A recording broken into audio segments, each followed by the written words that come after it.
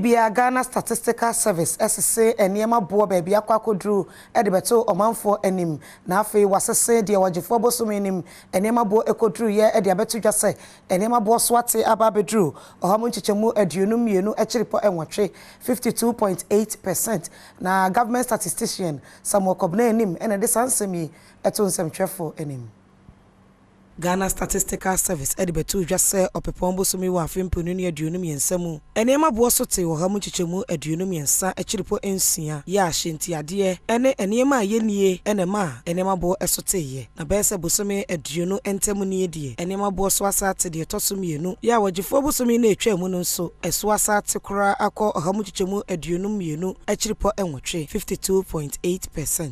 Eniema num enama enema bo swate baako eya hyentiade de ka ho eye eniema odidi dwuma ewo fie afei ensuo enama hoden enframaja ene fango bo a akofom Professor Samuel Kobna enim na ye government statistician enchemu a wodi to dwa eni the on inflation or perform Sunday December the year on inflation no 54.1 na perform 53.6 na January na February so perform 52.8 but ye hwe wo bosom na bosom na fa ye hu de one man do by 0.2 percentage point to Sunday in the month of January 2023 December 2022 by 1.7%.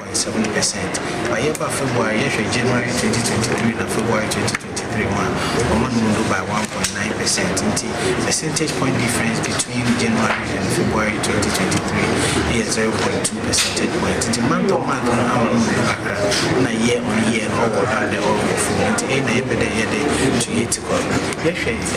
Disaggregation inflation food and non-food inflation na locally produced items and imported items.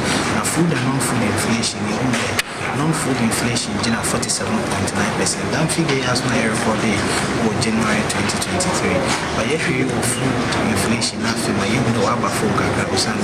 February 2023 food inflation is 59.1% relative to 61% recorded for January 2023.